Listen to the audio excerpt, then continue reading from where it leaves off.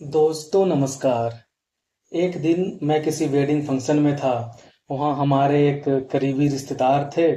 उन्होंने अपने आसपास के लोगों को ये बताना शुरू किया कि गॉडसे ने गांधी को क्यों मारा।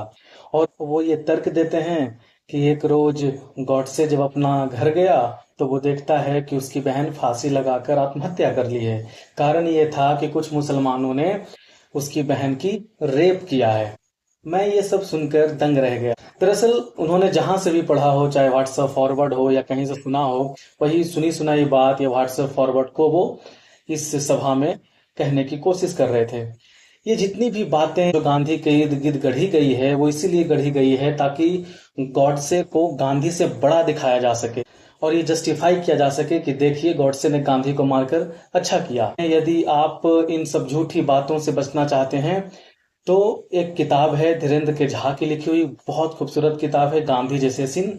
मैं वो आपको रिकमेंड करता हूँ, वो आप पढ़ें। इस किताब में आपको गॉडसे ने गांधी को क्यों मारा इस सवाल का जवाब भी मिलेगा।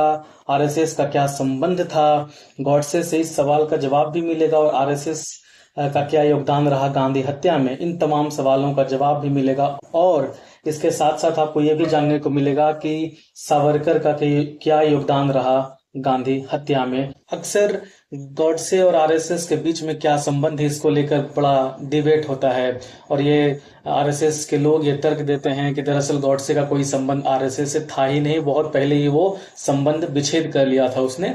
लेकिन ये सही बात नहीं है। जब गॉडसे को फांसी पे चढ़ाया गया तो उसके जुबान पर आरएसएस की सभाओं में जो गीत गुनगुनाई जाती है वही उसके जुबान पर भी था। या सदा पथ चले मातृभूमि, कुछ ऐसा गीत है।